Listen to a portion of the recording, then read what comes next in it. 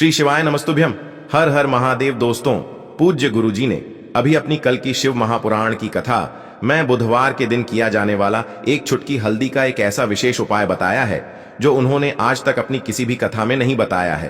पूज्य गुरुजी ने कहा कि जब आपके हाथ तंग चल रहे हो, जब रुपये पैसे कहीं से प्राप्त ही ना हो पा रहे हो, जीवन में चारों तरफ से सिर्फ और सिर्फ परेशानियां आ गई हो, उनसे बाहर निकलने का कोई रास्ता ना दिखाई दे रहा हो, तो 26 मार्च 2025 बुधवार के दिन कर लेना एक चुटकी हल्दी वाला। ये उपाय होगी, हर मनोकामना पूरी मिलेगी, सभी दोषों से मुक्ति, इतना धन आएगा कि संभाले नहीं संभलेगा। माता लक्ष्मी जी और महादेव जी के आशीर्वाद से पूरे साल धन बरसता रहेगा। दोस्तों, जैसा कि आप सभी लोग जानते हैं कि 26 मार्च 2025 यानी बुधवार को पड़ रही है चैत्र महीने की द्वादशी तिथि। और दोस्तों, ये वह तिथि है जो चैत्र महीने में पड़ने वाली सबसे बड़ी और चैत्र महीने की पहली द्वादशी तिथि है, क्योंकि यह बुधवार के दिन पड़ रही है और हमारे हिंदू धर्म में इसका बहुत ही बड़ा और विशेष महत्व होता है। पूज्य गुरुजी ने कहा है कि अगर कभी भी मौका लग जाए और चैत्र महीने की द्वादशी तिथि बुधवार को पड़ जाए तो आप लोगों को सिर्फ और सिर्फ एक चुटकी हल्दी वाला उपाय तो अवश्य ही करना चाहिए, क्योंकि इन दोनों तिथियों का संयोग बहुत ही कम आता है। इसी के साथ दोस्तों, गुरुजी ने कहा है कि जब भी चैत्र महीने की द्वादशी तिथि पड़े तो आप लोगों को सिर्फ और सिर्फ एक चुटकी हल्दी वाला उपाय तो अवश्य करना चाहिए। यह उपाय इतना खास है कि अगर आपने सही मुहूर्त पर सही क्रिया अनुसार हल्दी वाला उपाय कर लिया, जो प्राचीन काल के समय का महा उपाय है, तो मान के चलिए दोस्तों, महादेव जी के आशीर्वाद से आपके जीवन का कितना ही बड़ा दुख हो, उससे आपको मुक्ति मिल जाएगी। आपकी कोई भी मनोकामना हो, मान लीजिए आप नौकरी की तैयारी कर रहे थे तो आपकी नौकरी लग जाएगी, आपका बंद पड़ा व्यापार चल पड़ेगा। और दोस्तों, आप जिस बीमारी से आप बहुत दिनों से परेशान थे, उस बीमारी से आपको मुक्ति मिल जाएगी। आपके जीवन में धन आना शुरू हो जाएगा, आपके जीवन में धन आने के नए नए रास्ते खुल जाएंगे। और मान के चलिए दोस्तों, फिर आपको किसी भी प्रकार की परेशानी का सामना नहीं करना पड़ेगा। इसीलिए दोस्तों, 26 मार्च बुधवार द्वादशी के दिन आप लोगों को इस वाले उपाय को जरूर कर लेना है। भले ही आपने पूरे साल भर इस उपाय को न किया हो, पर अगर आपने इस चैत्र महीने में पड़ने वाली द्वादशी के दिन अगर इस वाले उपाय को कर लिया तो आपको इस उपाय को करने का वह फल मिलेगा जिसकी आपने कभी कल्पना भी नहीं करी होगी। इसीलिए आप लोग इस हल्दी वाले उपाय को एक बार जरूर कर लेना, ताकि आप लोगों के हाथ से यह मौका न जा सके और आपको इस उपाय को करने का फल मिल सके। दोस्तों, यह उपाय पंडित जी ने अपनी अभी की ही शिव महापुराण की कथा में बताया है, जो इस उपाय को आज हम आपको बहुत अच्छे से समझाने वाले हैं। इस वीडियो को देखने के बाद इस उपाय को समझने के लिए आपको कोई और वीडियो को देखने की जरूरत नहीं पड़ेगी। तो दोस्तों, इस उपाय को आपको कैसे करना है, कब करना है, कहां पर करना है, और उपाय को करते समय आपको किन किन गलतियों को नहीं करना है और आपको किन किन बातों का ध्यान रखना है, ये सारी जानकारी हम आपको इस वीडियो में देंगे। तो चलिए भक्तों, उपायों को शुरू करते हैं। अगर आप भी चाहते हैं कि महादेव जी का आशीर्वाद आप पर सदैव बना रहे तो वीडियो को लाइक करें, चैनल को सब्सक्राइब करें और कमेंट बॉक्स में हर हर महादेव जरूर लिखें। और अपने फायदे के लिए, गरीबी दूर करने के लिए इस वीडियो को पूरा देख कर जाना। यदि आज आपने वीडियो को बीच बीच में से देखा, काट काट कर देखा, तो जीवन में आपको कभी सफलता हासिल भी नहीं होगी। देखिए दोस्तों, यह 26 मार्च बुधवार द्वादशी का दिन यह इतना खास होता है, इतना महत्वपूर्ण होता है। देखा गया है कभी कभी बड़े बड़े पूजा पाठ अनुष्ठान से जो मनोकामना पूर्ण नहीं होते, वह 26 मार्च बुधवार के दिन एक छोटे से उपाय करने से ही आपकी मनोकामना पूर्ण हो जाती है। अब हम समझते हैं इस वाले उपाय को हमें करना किस समय है। इस एक चुटकी हल्दी वाले उपाय को हमें चैत्र महीने के बुधवार के दिन करना किस समय है। तो देखिए, इस उपाय को करने का जो समय है वह सुबह का समय है और शाम का समय भी है। अब देखिए, यहां पर हम मुख्य रूप से सुबह का समय नहीं बोलेंगे, क्योंकि 26 मार्च बुधवार का दिन है और इस दिन प्रदोष काल के समय का बहुत महत्व होता है। बाकी अगर सुबह के समय भी करेंगे तो भी अच्छा होगा, उसमें कोई भी दिक्कत वाली बात नहीं है। तो चलिए जानते हैं इस विशेष उपाय के बारे में। लेकिन उससे पहले एक प्रार्थना, अगर आप इस चैनल पर नए हैं तो आप इस वीडियो को लाइक करें, चैनल को सब्सक्राइब करें और कमेंट बॉक्स में आप अपनी राशि या अपना नाम जरूर डाल दें, क्योंकि हम राशि से जुड़ा भाग्य भी बताते हैं और भाग्य में चल रही परेशानियों को दूर करने के लिए वह आसान से आसान उपाय भी बताते हैं। तो चलिए अब हम अपने सबसे पहले उपाय की बात कर लेते हैं। देखिए, चैत्र मास के दिनों में विशेषकर भगवान शिव और माता पार्वती और विष्णु भगवान का पूजन किया जाता है। अब साथ ही साथ बुधवार द्वादशी का दिन भी पड़ गया है, तो ऐसा समझ लीजिए आपके जीवन में धन भी आएगा, सुख भी आएगा, धन बढ़ेगा भी, और साथ ही साथ आपके जीवन के सारे संकटों को भगवान शिव जी दूर कर देंगे। तो चलिए सबसे पहले बात कर लेते हैं सबसे पहले उपाय की, जो कि बुधवार वाले दिन आपको विशेष कर करना है। और इस उपाय को करने से आपकी कोई भी ऐसी इच्छा, कोई भी विश जो अभी तक अधूरी है, पूरी नहीं हो रही है, तो आपकी बड़ी से बड़ी विश और मनोकामना भी पूरी हो जाती है। जब आप बुधवार वाले दिन इस पहले उपाय को कर लेते हैं तो देखिए, आप सभी जानते हैं कि श्री हरि विष्णु जो है उन्हें तुलसी दल सबसे प्रिय है। बिना तुलसी माता के श्री हरि विष्णु अधूरे हैं और बिना तुलसी पत्तों के श्री हरि विष्णु का भोग अधूरा है। अब श्री हरि विष्णु को प्रसन्न करके आप अपनी किसी भी मनोकामना को पूरा कर सकते हैं, क्योंकि श्री हरि विष्णु प्रसन्न हो गए तो आपकी कोई भी विश और इच्छा मनोकामना अधूरी नहीं रहेंगी। देखिए, हम सभी के घरों में माता तुलसी का पौधा अवश्य ही होता है। तो देखिए, हमें तुलसी जी के पौधे से सबसे पहले तो 3 पत्ते तोड़ने हैं। देखो, एकादशी वाले दिन आपको तुलसी के पत्ते नहीं तोड़ने हैं। तो देखिए, तुलसी जी के आपको 3 पत्ते तोड़ लेने हैं और इन तुलसी जी के पत्तों को तोड़ने के बाद आपको एक चुटकी हल्दी भी अपने साथ में लेनी है। हल्दी के अंदर आपको जल मिलाकर के पेस्ट के रूप में तैयार करना है और इसी के साथ में आपको एक दीपक भी लेना होगा। दीपक आप मिट्टी का भी ले सकते हैं, आटे का भी ले सकते हैं और इस दीपक में आपको शुद्ध घी डाल करके इसमें आपको लंबी रुई की बाती का प्रयोग करना है। देखिए दोस्तों, आपके पास है 3 तुलसी जी के पत्ते हैं। तो पहला जो तुलसी जी का पत्ता है उस पर आपको सबसे पहले तो जो आपने हल्दी ली है उसकी एक बिंदी लगानी है। और पहला जो तुलसी जी का पत्ता है, आपके घर में भगवान विष्णु का चाहे कोई सा भी स्वरूप हो, चाहे लड्डू गोपाल जी का स्वरूप हो या फिर भगवान कृष्ण की आपके मंदिर में प्रतिमा हो या फिर भगवान श्री राम की प्रतिमाएं, उनके सामने आपको पहला तुलसी जी का पत्ता अर्पित करना है। अब देखिए दोस्तों, आपके पास जो 2 तुलसी जी के पत्ते हैं और आपके पास जो एक दीपक है, इन्हें आपको लेकर के पहुंचना है अपने ही घर में तुलसी जी के पौधे के पास में। देखिए, सबसे पहले तो आपके पास जो 2 तुलसी जी के पत्ते हैं उन पर भी आपको हल्दी की एक बिंदी लगानी है और उन दोनों ही तुलसी जी के पत्तों को आपको अपने घर में तुलसी जी के पौधे के वहां पर ही अर्पित कर देने हैं। और इस प्रकार से यह दोनों पत्ते भी तुलसी जी के पौधे के पास में अर्पित करने के बाद अंत में जो आपके पास एक लंबी बाती का दीपक है, इसे आपको तुलसी जी के पौधे के पास में ही प्रज्वलित कर देना है। जो भी व्यक्ति अपने ही घर पर इस प्रकार से तुलसी जी के 3 पत्तों का यह उपाय कर लेता है तो उसका परिवार हमेशा खुश रहता है। उसके परिवार में कभी भी कोई भी संकट उत्पन्न नहीं होता है और यदि आपके घर में जो भी गृह क्लेश है वह भी समाप्त होते हैं। तो इस प्रकार से यह सुंदर सा उपाय करना है। अब बात करते हैं अगले उपाय की। देखो, यदि आपके जीवन में आर्थिक संकट बहुत अधिक हो रहे हैं, धन की समस्या लगातार जीवन में बनी हुई है, एक रुपयों को प्राप्त करने के लिए आपको बहुत अधिक मेहनत कर रहे हैं, तो आज रात्रि में सोने से पहले आपको यह एक चमत्कारी दीपक का उपाय अवश्य करना है। या फिर यदि आपका जो व्यापार है, बिजनेस है, दुकान है, वह अच्छे से नहीं चल पा रही है, तो आज रात्रि में इस विशेष दीपक का उपाय आपको अवश्य करना चाहिए। देखो दोस्तों, दीपक हमारे घर में सभी नकारात्मक शक्ति को बाहर करता है। यह उपाय आपको साल में केवल एक बार करने का ही मौका मिलता है। देखिए, इस उपाय के लिए आपको तुलसी जी की जो सूखी लकड़ी होती है उसे ले लेना है। देखिए दोस्तों, यदि आपके पास पुरानी तुलसी जी की लकड़ी है तो उसे आप ले सकते हैं और यदि आपके घर में तुलसी जी जो लकड़ी है वह सूखी हुई है तो उसकी लकड़ी आप तोड़ करके इस्तेमाल कर सकते हैं। लेकिन आपको ध्यान रखना है कि सूर्यास्त से पहले पहले ही आपको यह जो तुलसी जी की लकड़ी है इससे अवश्य ही तोड़ लेना है। तो इस उपाय के लिए आपको सबसे पहले तो एक मिट्टी का दीपक लेना होगा, चाहे तो आटे का दीपक भी ले सके, क्योंकि आटे का दीपक सभी दीपक में सर्वोत्तम माना गया है। इस दीपक के अंदर आपको शुद्ध घी का प्रयोग करना होगा और इससे दीपक के अंदर आपने जो तुलसी जी की लकड़ी ली है उसे भी रख देना है। लेकिन ये जो तुलसी जी की लकड़ी है इसमें आपको चारों तरफ अच्छे से घी लगा लेना है। देखिए, गुरु जी ने बताया है कि जो तुलसी जी की लकड़ी है यदि आप उपाय करते हैं और बहुत ही शीघ्रता से जल जाती है तो इसके लिए आपको एक कार्य करना है। आपको थोड़ी सी रुई ले लेनी है और उस रुई को आपने जो तुलसी जी की लकड़ी ली है उस पर अच्छे से चारों तरफ लपेट देनी है। तुलसी जी की लकड़ी के ऊपर रुई लपेटने के बाद इसे आपको पूरा घी के अंदर डुबो लेना है।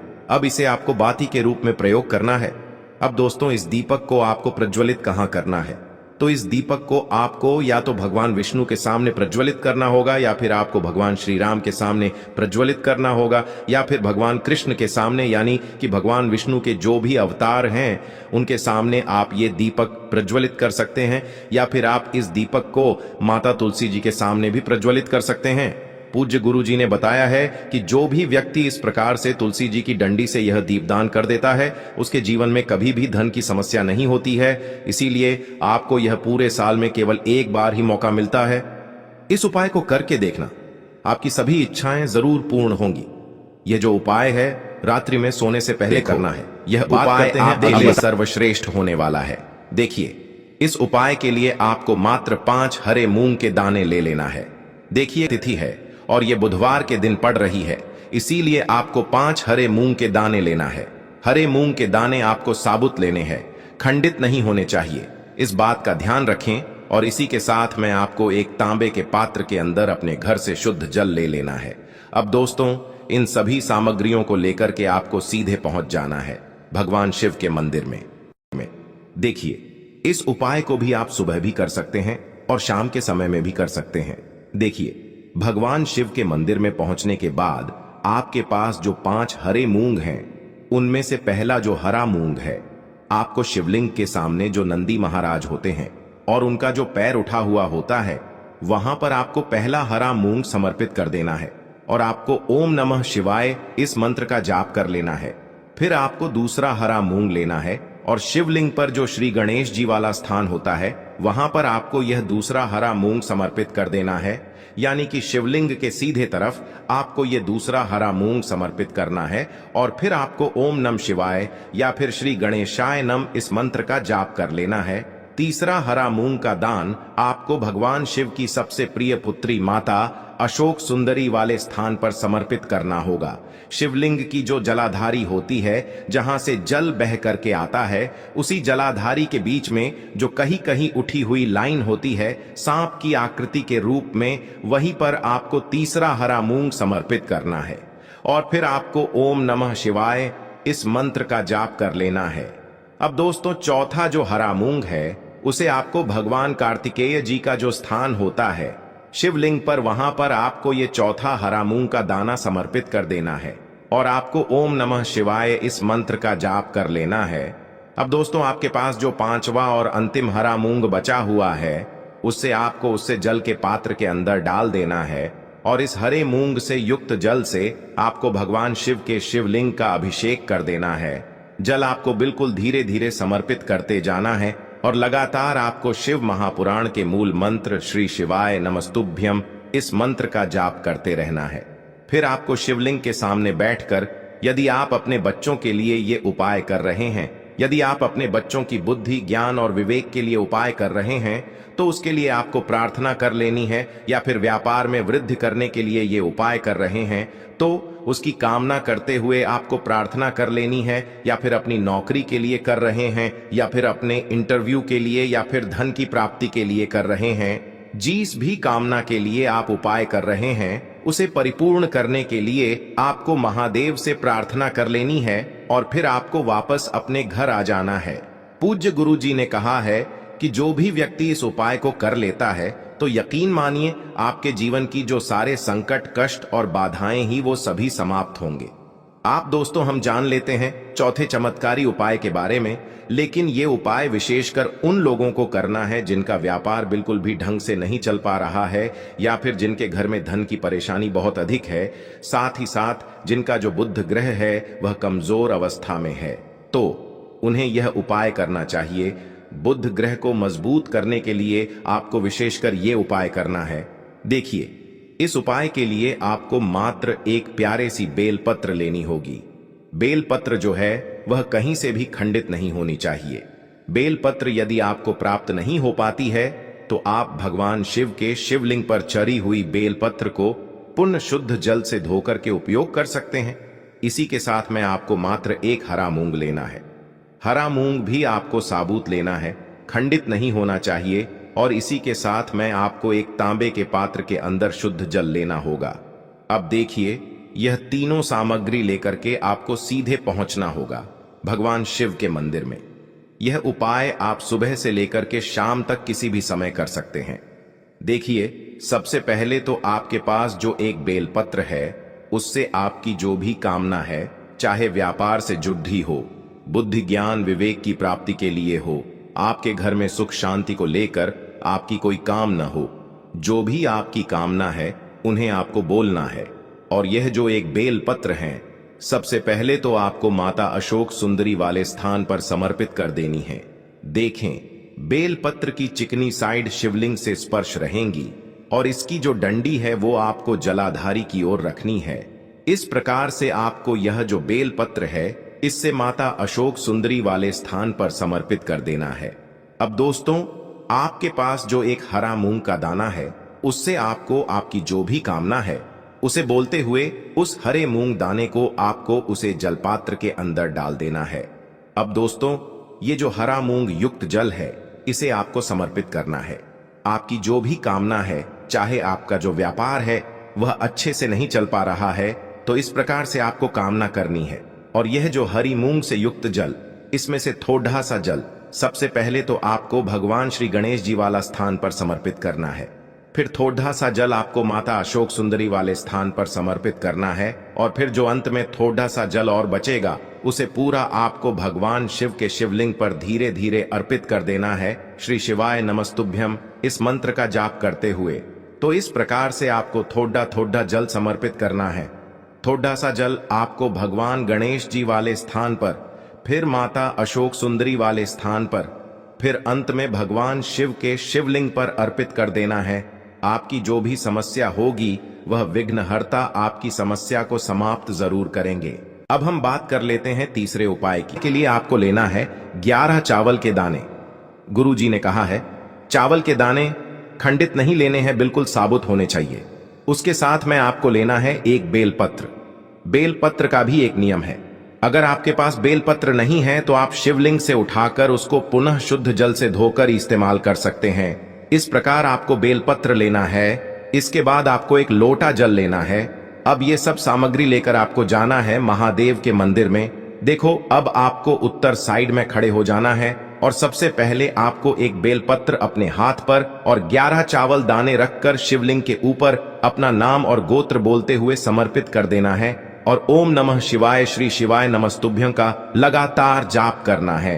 अब आपको जो एक लोटा जल साथ में लेकर आए थे, उसे धीरे धीरे बेलपत्र और चावल दाने के ठीक ऊपर आपको समर्पित करते जाना है और शिव पुराण के मूल मंत्र श्री शिवाय नमस्तुभ्यं का 11 बार जाप करना है और अपनी मनोकामना बोलते जाना है। देखो, बस छोटा सा उपाय करना है, देखना एक दिन आपके सब काम बनने लग जाएंगे। गुरु जी का बहुत ही विशेष उपाय है। चलते हैं तीसरे उपाय की तरफ। को लेना है एक गोल बाती का दीपक। आप चाहें तो मिट्टी का ले सकते हैं या फिर घर से शुद्ध आटा मढ़कर उसका दीपक आप तैयार कर सकते हैं। इसके बाद आपको लेना है शुद्ध गाय का घी। अगर वो नहीं है तो कोई भी देसी घी इस्तेमाल कर सकते हैं, जिससे आपको दीपक प्रज्वलित करना है। देखो, अब ये सब सामग्री लेकर आपको जाना है प्रदोष काल में आपके घर पर तुलसी जी के घेरे के पास में। देखो, ये उपाय तो आपको अवश्य करना है। देखो, वहां पहुंचकर सबसे पहले वो दीपक आपको प्रज्वलित कर देना है और ओम नमो भगवते वासुदेवाय नमः का 11 बार जाप करना है। उसके बाद आपको अपने सीधे हाथ में थोड़ी हल्दी लेकर उस दीपक में अपना नाम और गोत्र बोलते हुए डाल देना है। उसके बाद माता लक्ष्मी से आपको प्रार्थना करना है कि हे महालक्ष्मी, हमारी सभी दुख तकलीफों को दूर करो। हे महादेव, हमारे सब दुख कष्टों को खत्म करो। इस भावना से आपको ये उपाय करना है।